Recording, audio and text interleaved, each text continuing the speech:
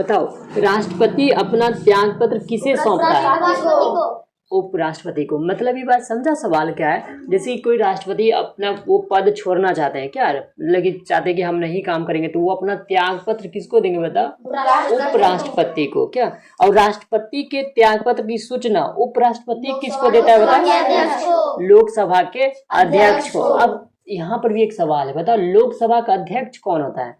तो प्रधानमंत्री। कौन होते हैं बताओ? प्रधानमंत्री। यानी कि जैसे राष्ट्रपति मतलब अपना त्याग पत्र देना चाहता है तो वो किनको सूचना देगा? राष्ट्रपति उपराष्ट्रपति को। उपराष्ट्रपति ये सूचना देगा किसको? प्रधानमंत्री को। लोकसभा के जो अध्यक्ष है प्रधानमंत्री ना। चलो अगला सवाल है क्या, जो सबसे लंबे समय तक भारत के राष्ट्रपति कौन रहे? हाँ, डॉक्टर राजेंद्र प्रसाद। आगे है क्या, सर्वसम्मति से निर्वाचित भारत के राष्ट्रपति कौन थे? एन संजीव रेड्डी। एन संजीव रेड्डी। जैसे कि भारत के राष्ट्रपति मान लो डॉक्टर राजेंद्र प्रसाद को बना दिया गया, क्या ये तो संविधान लागू हुआ और पहले जो लोग जुड़े हुए थे वो इसी करके बनाया गया था। और ऐसे सवाल दे दिया क्या, सर्वसम्मति से निर्वाचित भारत के राष्ट्रपति कौन थे बताओ?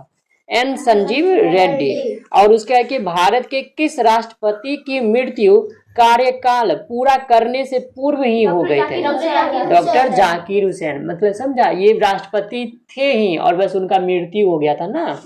आगे क्या, किसी भी अभिव्यक्ति की फांसी की सजा को बदलने या कम करने का अधिकार किसे दिया गया? राष्ट्रपति को। मतलब समझा, अगर किसी को फांसी की भी सजा मिल गया है और वो राष्ट्रपति के पास जाएगा और राष्ट्रपति मान लो अगर उनके मन में आया कि हाँ इसकी सजा को मैं माफ कर दूं या बदल दूं, तो ऐसा शक्ति किसको दिया गया बता? राष्ट्रपति को। अगला है क्या बता? अगला है लोकसभा एवं राज्यसभा में राष्ट्रपति द्वारा मनोनीत सदस्यों की कुल संख्या कितनी है? 14। ये बात यहाँ देखो दोनों मिला पूछ रहा है ना, इसलिए अगर केवल सवाल देता है कि राष्ट्रपति द्वारा लोकसभा में, ठीक है, कितने सदस्यों को मनोनीत किया जाता है, तो 2। कितना कहता है? 2। और राज्यसभा में पूछेगा तो 12। कैसा लूल है, लोकसभा और राज्यसभा मिला के ना यहाँ पर पूछा है तो 14 बोल रहे हैं। सवाल क्या है, लोकसभा एवं राज्यसभा में राष्ट्रपति द्वारा मनोनीत सदस्यों की कुल संख्या कितनी है, तब 14 बोलेंगे। लोकसभा में कितना होते हैं बता? 2। और राज्यसभा से 12। ठीक है, ये चीज ध्यान रखोगे क्योंकि कभी कभी अलग अलग सवाल पूछेगा। क्या राज्यसभा में राष्ट्रपति द्वारा मनोनीत सदस्य की कुल संख्या कितनी है बताओ? राज्यसभा में पूछूंगा तो क्या बोलोगे? 12। क्या बोलोगे? 12। और लोकसभा में पूछूंगा तो 2। और दोनों मिला के पूछूंगा तो 14। अगला सवाल है, भारत के राष्ट्रपति ने आर्थिक संकट की घोषणा कब की थी?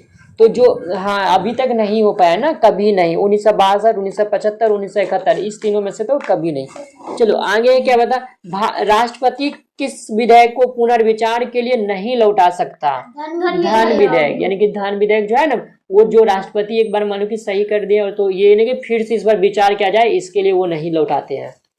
मतलब कि जैसे कि जो लोग अपना धन विधेयक बनाया, धन विधेयक मतलब बजट बना कि राष्ट्रपति के पास सौंपा जाता है, राष्ट्रपति सिर्फ उसमें साइन करे। तो अगर जो लोग बना दिया ना बजट, तो राष्ट्रपति केवल और केवल साइन करेंगे। इसके ये नहीं कि वो कहेंगे कि आप इसमें ये सुधार करो, क्योंकि एक कमेटी बैठता है, वो लोग पूरा अपना अपना बात रख के तब ना बजट तैयार होता है क्या। और किसी एक व्यक्ति की वजह से कोई कैसे कुछ बदलेगा, तो राष्ट्रपति सिर्फ और सिर्फ साइन करते हैं। लिखो ना 3 जाओ। तो बताओ सवाल क्या है, राष्ट्रपति किस विधेयक को पुनर्विचार के लिए नहीं लौटा सकता है? धन विधेयक। ठीक है, अगला सवाल है, राष्ट्रपति किस सूची के विषय पर अध्यादेश जारी कर सकता है बता? संघ व समवर्ती सूची के पर। सवाल क्या था, राष्ट्रपति किस सूची के विषय पर अध्यादेश जारी कर सकता है? तो संघ व समवर्ती सूची। अगला सवाल है क्या, राज्यसभा की प्रथम महिला महासचिव कौन थी बताओ? वी.एस. रमा देवी। कौन थी? वी.एस. रमा देवी। वी.एस. रमा देवी कौन थी बताओ? राज्यसभा की प्रथम महासचिव। कौन थी बताओ? महासचिव। हाँ, राज्यसभा की प्रथम महिला महासचिव। क्या राज्यसभा की प्रथम महिला महासचिव कौन थी बताओ? वी.एस. रमा देवी। कौन थी? वी.एस. रमा देवी। लोकसभा की अधिकतम सदस्यों की कितनी संख्या हो सकती है बताओ? 542। हाँ, 552। अधिकतम पूछेगा तो 552। ठीक है, लोकसभा की अधिकतम सदस्य की संख्या कितनी हो सकती है? हाँ। अब भारत में क्षेत्रफल की दृष्टि से सबसे बड़ा संसदीय निर्वाचन क्षेत्र कौन सा है? लद्दाख। जो कहाँ है बताओ? जम्मू कश्मीर में। यानी कि भारत में क्षेत्रफल की दृष्टि से सबसे बड़ा संसदीय निर्वाचन क्षेत्र कौन सा है बताओ? लद्दाख, जम्मू कश्मीर ना। आगे केंद्रीय मंत्री परिषद का अध्यक्ष कौन होता है बताओ? प्रधानमंत्री। कौन होते हैं? प्रधानमंत्री। और प्रधानमंत्री लोकसभा के अध्यक्ष होते हैं। लोकसभा का अध्यक्ष कौन होता है बताओ? प्रधानमंत्री। और केंद्रीय मंत्री परिषद का भी अध्यक्ष कौन होता है? प्रधानमंत्री। भारत का प्रथम उप प्रधानमंत्री कौन थे बताओ? हाँ, सरदार वल्लभ भाई पटेल। अब मैं पूछता, भारत का प्रथम प्रधानमंत्री कौन थे? तो पंडित जवाहरलाल नेहरू। प्रथम प्रधानमंत्री कौन थे? आप पूछेंगे भारत का प्रथम महिला प्रधानमंत्री, तो श्रीमती इंदिरा गांधी। क्या भारत की प्रथम महिला प्रधानमंत्री कौन थे? श्रीमती इंदिरा गांधी। आप पूछेगा भारत के प्रथम महिला राष्ट्रपति, तब हाँ, श्रीमती प्रतिभा देवी सिंह पाटिल। श्रीमती प्रतिभा देवी सिंह पाटिल, ये सबसे पहले राष्ट्रपति बने थे। बताओ अभी वर्तमान में राष्ट्रपति कौन है? हाँ, श्रीमती द्रौपदी मुर्मू है ना। बता, ये आदिवासी महिला है। समझते हो? आदिवासी जो जैसे एक जंगल में रहते हैं ना, अपना इधर जो रहते हैं उसी एक समुदाय के हैं। हाँ, चलो अगला सवाल क्या है? अगला सवाल है, भारत का प्रथम उप प्रधानमंत्री कौन थे बता? सरदार वल्लभ भाई पटेल। रिपीट हुआ था ना, फिर भी सब नहीं बोली। आगे क्या बता? लोकसभा में किसी विधेयक को धन विधेयक के रूप में कौन प्रमाणित करता है बताओ? लोकसभा अध्यक्ष। कौन प्रमाणित करता है बताओ? लोकसभा अध्यक्ष। भारत सरकार का मुख्य विधि परामर्शदाता कौन है बताओ? Attorney general of India. Attorney general of India. आगे बताओ, पटना उच्च न्यायालय की स्थापना कब हुई थी? 1916। और 1917 में ही अपना यहाँ क्या हुआ था बताओ? चंपारण विद्रोह हुआ था ना, चंपारण आंदोलन।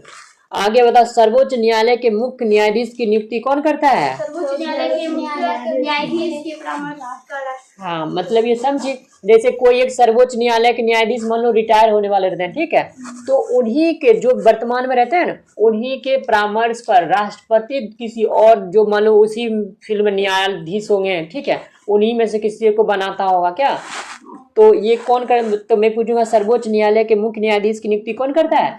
हाँ, सिंपल में जवाब देंगे तो राष्ट्रपति। कौन करता है बता? राष्ट्रपति। बहुत सुंदर से ऐसे ही ध्यान रखना। एक और बता, पटना उच्च न्यायालय की स्थापना कब हुआ? 1916 में। हाँ, लोकसभा की अधिकतम सदस्य संख्या कितनी हो सकती है?